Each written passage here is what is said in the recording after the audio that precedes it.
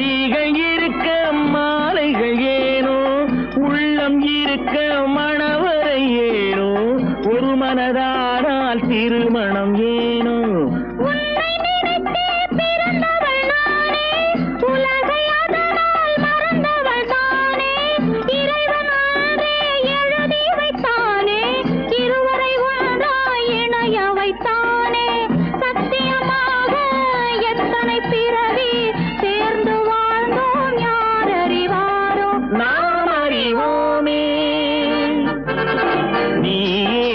எனக்கு மணவாட்டி என்னை மாலையிட்டு கைப்பிடிக்கும் தீமாட்டி